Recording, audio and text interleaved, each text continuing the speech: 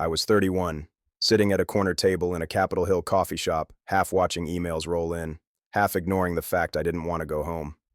It was a Thursday, cold outside, gray as usual, the kind of afternoon where everything feels like background noise. She slid onto the bench next to me like we were meeting for lunch, calm as stone. Your wife is seeing my husband. Just like that. No hello, no warm-up. She said her name was Sabine. She had a steady look, sharp features, and work boots under a clean black blazer. Not put together like a magazine ad, put together like she didn't waste energy. She laid her phone on the table like a dealer throwing down a card. Noel was in the photo, laughing, close, her hip tilted toward a guy I didn't recognize. His hand was on her waist like it had been there before, like it belonged. Sabine didn't look at the screen. I did. My jaw locked up, my throat clenched. I couldn't breathe for a second. Quick note, before listening, share which city or country you're watching from. And let's continue. How do you know? I said it flat. No shock, just impact. I hired a private investigator, Gareth Lutz, ex-cop. Very by the book. She tapped the photo once. That's Blaze, my husband. The timestamp's real. The location is real. Your wife's been meeting him there for months. She said, Noel Carr, like it left a taste she wanted gone. I stared at the screen again. The angle, the light, Noel's coat. It was her. No question. But this wasn't the part where I lost it. This was the part where I knew I'd known something for a long time and hadn't wanted to name it. Then Sabine said, forget her. Come out with me tonight. No hesitation, no pitch. Every instinct I had screamed to ask Noel, to go home, to wait and see. But something in me, some part I'd been sitting on for far too long, stood up and spoke. Yes. She slid a business card across the table, wrote a number on the back. The Nest, 8:15. Don't overthink it. Then she stood up and walked out like she'd just dropped off a delivery, not detonated my life. I sat there, staring. Then opened the shared location app Noel and I had set up years ago. Her dot wasn't at her office. It was in Queen Anne, that tower. I texted Lowell. You free later? He wrote back fast. Swing by after my shift. 5 minutes later, I packed up, slid Sabine's card into my wallet, and stepped outside into the cold. I let her invitation sit. I didn't show at the Nest that night. I didn't feel crushed. Not yet. I felt awake. Like I'd finally heard something that had been ringing in the background for years. I drove toward Lowell's place but didn't go in. Sat out front of my car with the engine running and the lights off, letting the heater push stale air across my knuckles while I scrolled through Noelle's calendar again. She'd labeled the night before as client dinner. Then 2 Fridays before that, late at HQ. The same pattern, spaced just wide enough to dodge suspicion if you weren't looking. I opened my banking app and filtered for joint transactions. Found a charge from 2 Wednesdays ago. Vera Lounge, Queen Anne. She'd said she was leading a virtual training from home that night. I remembered because I made us tacos and she didn't touch hers. Said she was wiped. Right. Another one popped up. Marlowe Bistro. Small receipt, odd hour. I Googled it. Belltown, tucked between a florist and a wine bar. Noelle told me once she hated fancy casual. Called it trying too hard. Funny. Blaze looked like the type who'd eat with a full set of cutlery and talk litigation between bites. I pulled out the small overnight bag I'd packed earlier and set it in the back seat, then leaned over and grabbed the notebook I kept in the glove box. I needed a log, something plain. Dates, locations, expenses. I wasn't building a case. I was building clarity. 10 minutes later, I walked into Lowell's place. He didn't ask why I was early, just handed me a glass of water and nodded toward the couch. You good? He said. I'm alert, I answered. That was enough for him. He turned the game back on and let the room stay quiet.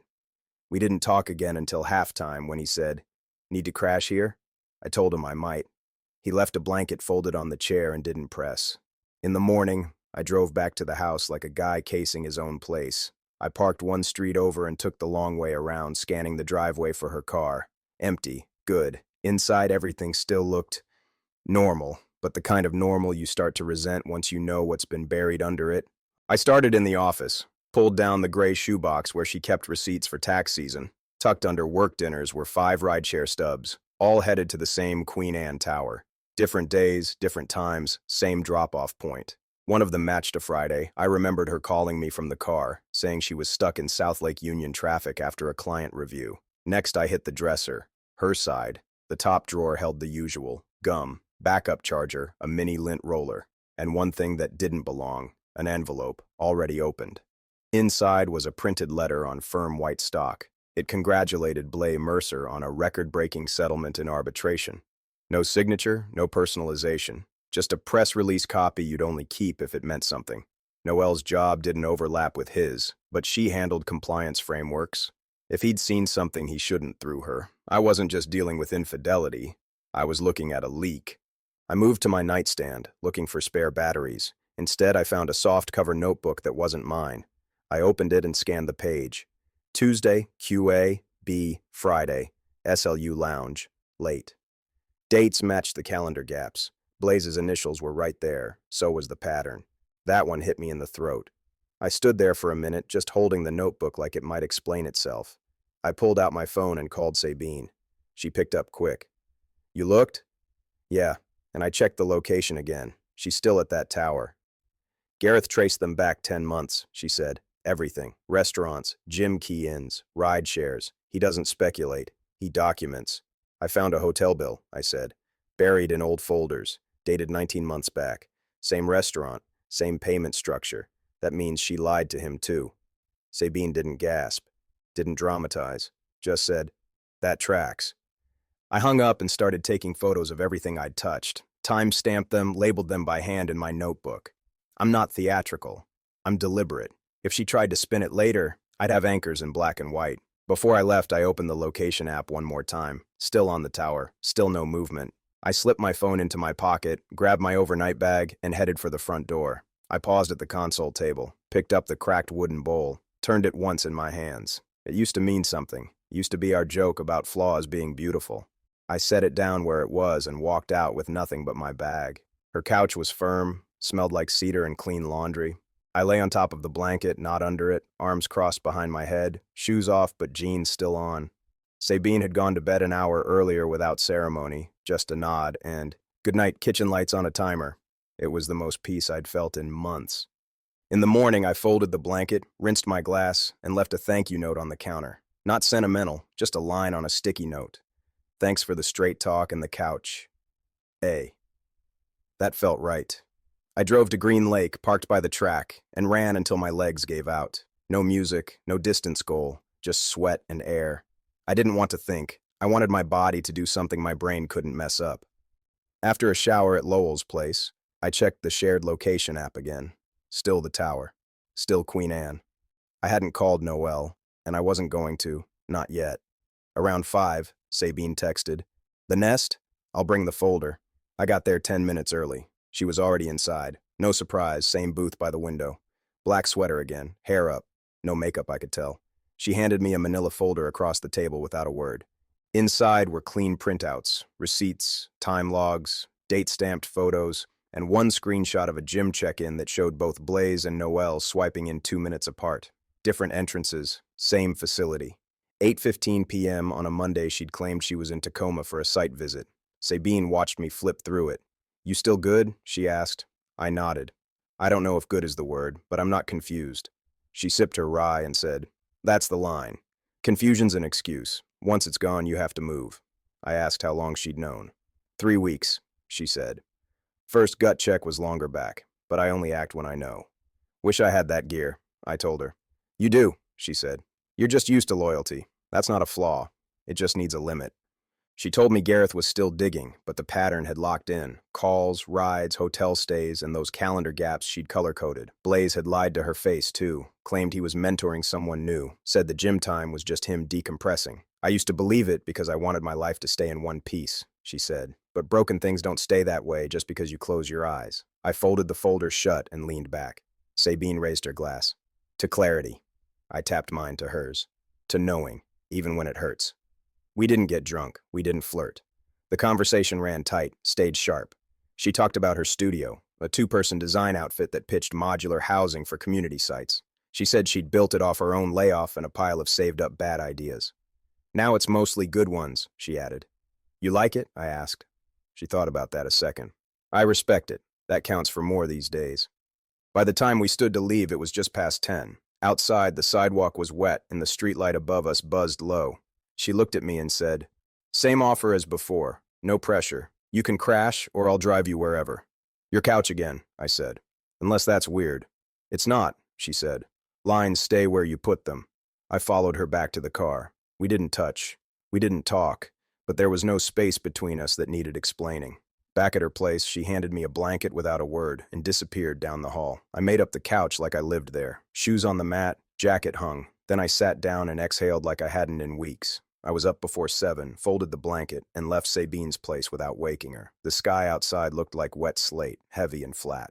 When I pulled into the driveway, Noelle's car was already there. She'd either beaten me home or never left the tower. The answer didn't matter anymore. She stood at the kitchen island with her laptop open, coffee steaming beside it. When she looked up, she clocked my face fast, then smiled like nothing was wrong.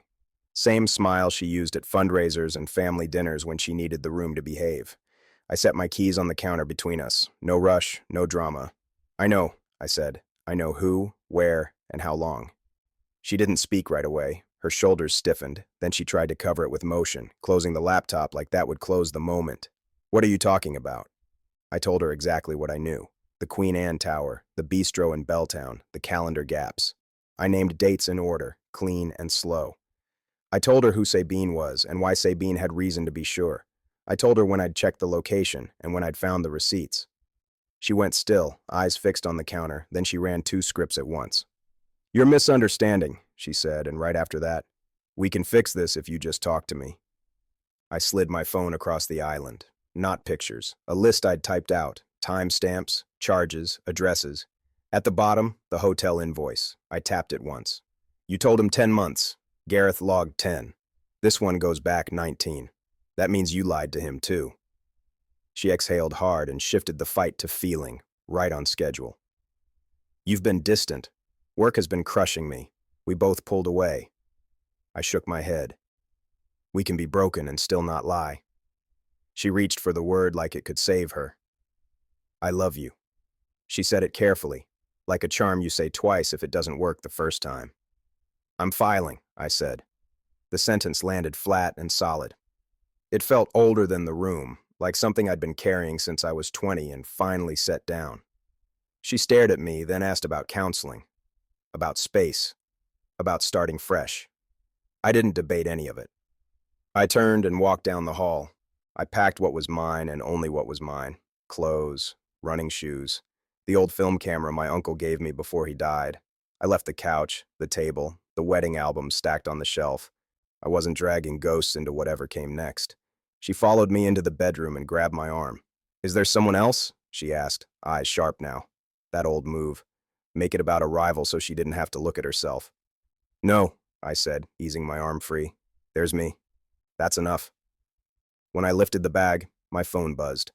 Lowell, drop by the station. I'll help you move tonight. I walked out to the car. Noelle kept talking behind me, promises and questions spilling together. I didn't answer. I put the bag in the trunk, closed it, and got in the driver's seat. I didn't look back until I reached the stop sign at the corner. Then I turned right and kept going. By dinner time, I had keys to a 1-bed walk-up on 15th and Pine, 9-month lease, small balcony, heat that clanked like pipes arguing in the wall, first month and deposit paid. The leasing agent gave me a laminated chart about trash pickup and a cheap bottle of sparkling cider like I'd just won something. Lowell showed up 2 hours later in his beat-up Tacoma. He had 2 thermoses of station coffee, a dolly, and 0 questions. You done? He asked, stepping over a box marked books and whatever. Yeah, I said. My voice felt solid saying it. Good. He picked up the heaviest box like it was nothing and carried it up the narrow stairs without looking back. We ate burritos on the floor, sitting on flattened moving boxes. I gave him the short version. Tower, receipts, 19 months. He just nodded, already aware of more than I'd said. Paramedics hear things through the back channel fast. He said, guy's name came up at a hospital fundraiser last fall. Blaze, charmer, likes room noise. I laughed once through my nose. That tracks.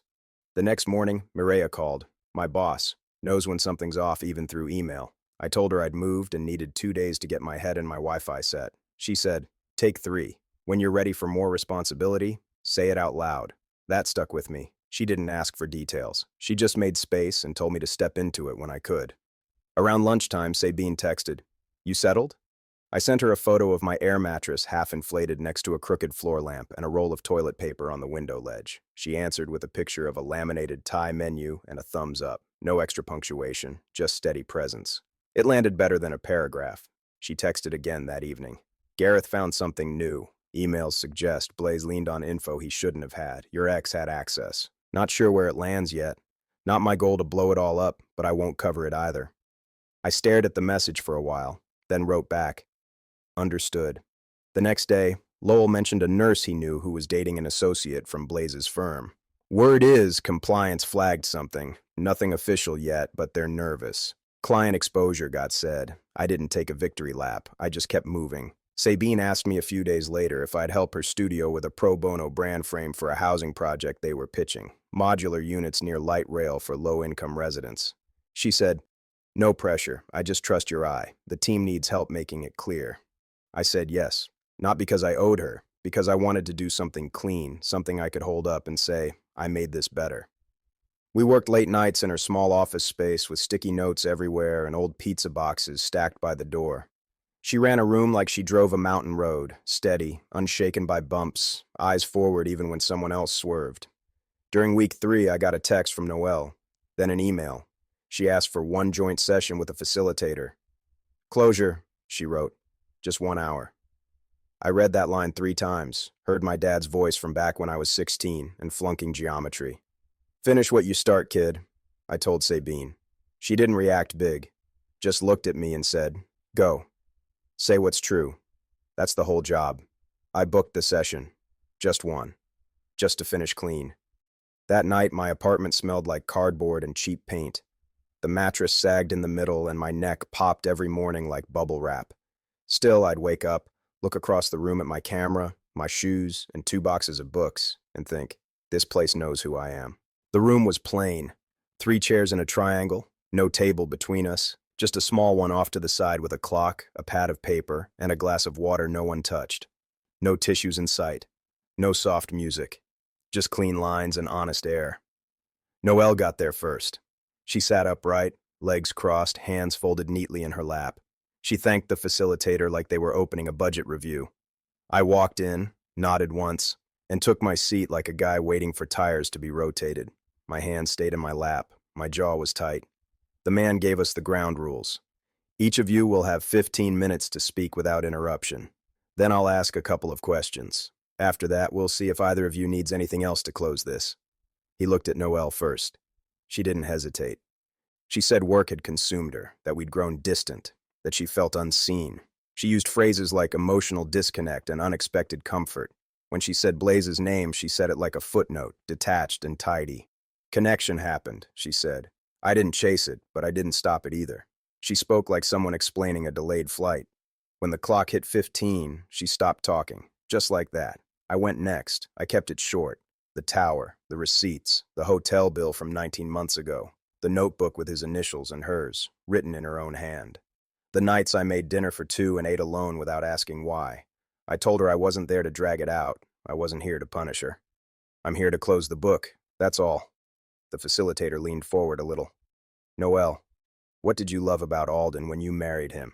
She blinked like she hadn't expected to be asked that.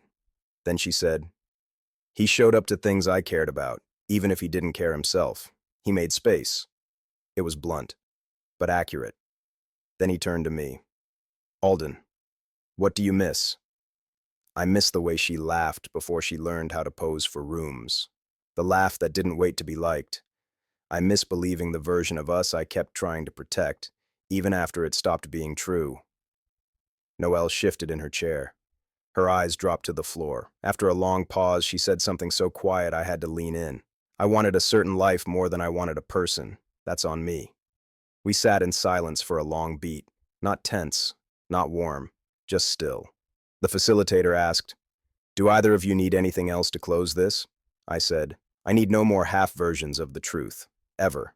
She nodded once. I need you not to burn me at work. Whatever happens, I need that. I won't, I said. I don't need fire. When the hour ended, it ended. No bonus round. No slow walkout. We shook the man's hand. I held the door. She stepped through it first, heels clicking down the hallway like punctuation. The lemon tart had just landed between us. 2 forks on one small plate. When I saw them, Noelle and Blaze. 2 tables over, diagonal. I didn't need to squint. It was them. I felt it in my chest before my eyes confirmed it. I was in mid-sentence about material lead times when I stopped, caught between ignoring it and staring straight through it. Sabine followed my gaze. "They're here?" she asked. I nodded once. 2 tables left. Don't turn. She didn't. They weren't touching. Their food sat untouched, their wine half full. Noelle's face was tight, and she had that forced smile she used when her patients had legs and was walking out the door. Blaze's jaw worked like he was warming up for a deposition. Sabine didn't look at them. She looked at me. "We can leave," she said, low and easy. Oh, I shook my head. "We came to eat. Let's eat." That was it. That was the shift I hadn't known I'd needed. I didn't feel small. I didn't feel watched. I just felt done apologizing for standing where I stood. We finished our mains, took our time with the tart, and talked through her budget constraints like it was any other Tuesday. The noise of the room helped. It swallowed everything that didn't matter. When we stood to leave, Blaze noticed first. He leaned across their table and muttered something. Noelle turned and spotted me like she was seeing an old yearbook photo she didn't remember posing for. She stood fast, stepping into our line just as we reached the host stand. "Alden," she said, not cold, not begging, just my name, suspended like a balloon someone forgot to tie down. Sabine's hand landed gently at the middle of my back, not a warning, not a signal, just there, solid. Noelle said, "I'm sorry." Her voice didn't crack. Her eyes didn't sell anything. She looked exhausted, like someone who'd read the same bad page too many times and finally accepted the ending. I met her eyes. "I appreciate that," I said, and I meant it. Then I added, "Take care of yourself." She nodded once. Blaze never got up. He sat there with his hands pressed flat on the linen, mouth open like he'd start talking but never did. He looked down, smoothed the tablecloth twice, then locked onto the edge of his plate like it had answers. We stepped around them. Noelle didn't follow. Outside, the air felt easier. Not fresh, just honest. Sabine asked, "You all right?" I said, "Yeah." No anger left in the tank. She didn't comment. Just nodded once like she'd seen it coming. We walked 1 block without saying a word. Then I put my arm around her shoulders and she leaned into it. Not long, just once, just enough. And we kept moving forward, in step. We were at Sabine's office going over a donor 1 sheet when she got the text. Her phone buzzed once and her eyes tracked it without reaching for it. 10 seconds later, she slid it across the table to me. It moved. That was all it said. I looked at her. "Gareth's folder?" She nodded. "It went to my lawyer for something unrelated, but it touched the wrong desk on the way to the right one. Now it's moving without me." 12 weeks out of my marriage, I hadn't made a single call, hadn't sent an anonymous tip. The world handles messes its own way. Lowell texted me the next evening. Blaze got called into a partner meeting. Words used: conduct, exposure, liability. The message came right after a chili cook-off at his firehouse. He didn't follow up. Didn't need to. Sabine called the next morning. Her voice was calm, solid, not satisfied. "He wasn't fired," she said. "He stepped away. But the exit letter reads like a caution sign. His name won't open doors for a while.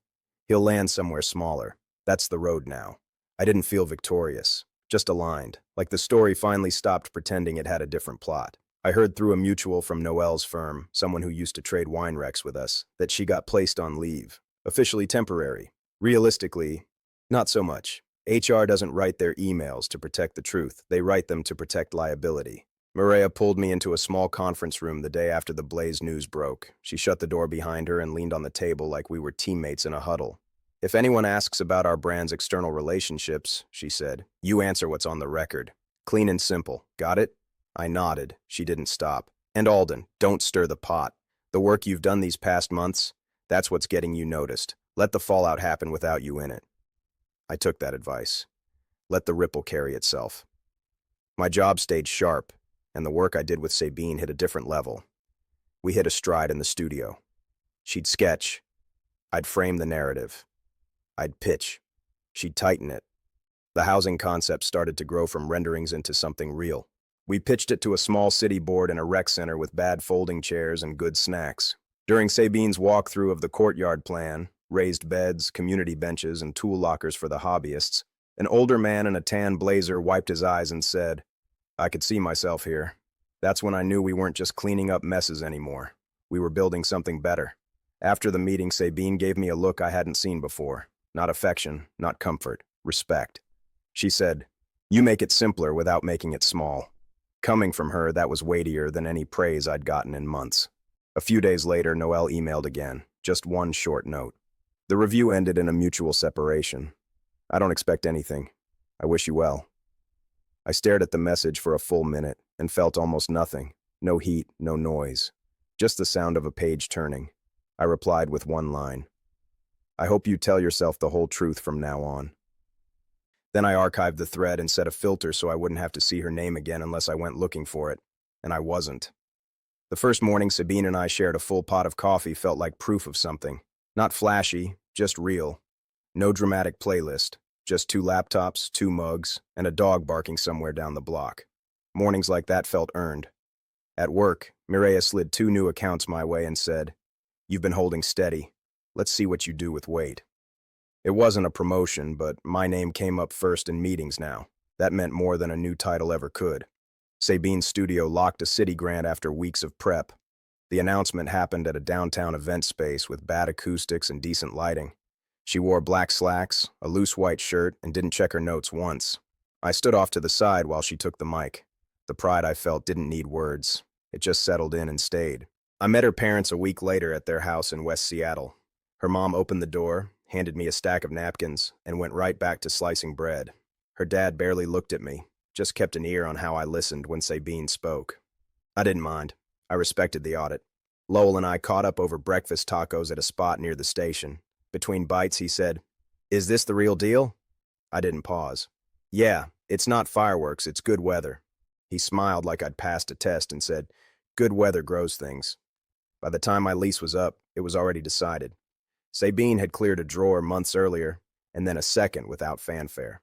One night over leftovers, she said, "Will you move in? Not to save money, to make the mornings match the nights." I didn't need a speech. I said, "Yes." We painted 2 walls warm gray and got into a light argument about where the books should live. Her blueprints and my camera prints ended up sharing the same shelf. It looked like a life, not decorated, not curated, just ours. I kept the air mattress. My nephew insists on sleeping on it when he visits and claims it's the floor but better. Sabine laughed at that, then showed me the closet space she'd cleared for me without saying anything. Thoughtful always beats dramatic. The community build broke ground in early fall. I wrote a brand piece for a local paper. Nothing flashy, just a short story about what it might feel like to sit in that courtyard on a warm evening with your hands in dirt and your neighbors close. We got volunteers we hadn't planned on. Noelle's name came up once at a happy hour. A guy said she'd taken a job at a smaller firm in Tacoma. Different title, smaller scope. I nodded, changed the subject, and actually meant it. It wasn't my news anymore. Late one Friday, I came home to find Sabine asleep on the couch, pencil still in her hair, our project binder open to the same courtyard sketch we'd fought over back in February. Her hand rested on the page like she was still thinking it through. I grabbed a blanket, covered her carefully, and set the pencil on the table next to her. Then I sat down on the arm of the couch and watched her breathe. This was the good weather I'd talked about, and I didn't plan on leaving it. I'm older now. Different job title, louder knees, better sleep. But I can still trace it back. To one Thursday in November when a woman I didn't know slid into a booth beside me and handed me the truth without dressing it up.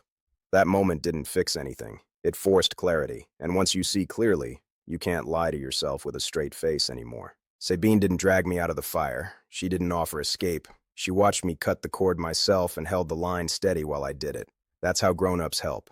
You stay solid and let people walk their own exits. The fallout came without me pushing. No noise, no vengeance, just people tripping on their own patterns, their own choices, their own shortcuts. Some of it looked like justice. Most of it felt like gravity. The part that mattered more was what happened in my own head. I stopped ducking hard truths, started naming things straight. I didn't need peace, I needed reality. Once I had that, peace followed on its own. We built a home that doesn't pose. Mornings are coffee, 2 laptops, and someone muttering, "Mute, you're not muted." Evenings are leftovers, a walk if the weather's right, and a show we both pretend not to like until one of us admits it. It's not dramatic, it's not branded, but it's real, and I'd missed real without knowing it. Lowell still checks in like I'm the idiot he met sophomore year who needed someone to say, "Drink water and sleep like a person." Maria keeps giving me harder projects and backing me when I step into rooms I used to shrink from. Those are the people you don't drop. Once a year, Sabine and I walk down to the water near where this all started. No speeches, no rituals, just one sentence each. What we want to be better at, and one thing the other person did right. Simple, grounding, enough. I haven't spoken to Noelle since the last message. I hope she's okay. Not out of sainthood, just because I don't need to carry anything else that isn't mine. Letting go isn't generosity. It's finally putting the box down. Gareth still sends Sabine a holiday card, usually with a picture of his dog and one sentence, "Stay steady. I respect a man who does his job and walks away clean." We still spend weekends at the community build when we can. Sometimes I watch a retired mechanic show a teenager how to fix a brake line in a courtyard we helped design. And I think, this is it. Not the speech, the actual doing. If there's any lesson in all this, it's not sexy. Don't wait for thunder. Just check the quiet facts. Say what's true. Pick the door that leads toward the version of you who doesn't need an audience. That's home. That's the whole thing. Before we part, what quiet fact are you avoiding, and which door will you choose? Tap hype to boost reach. Please subscribe and like, then comment your thoughts.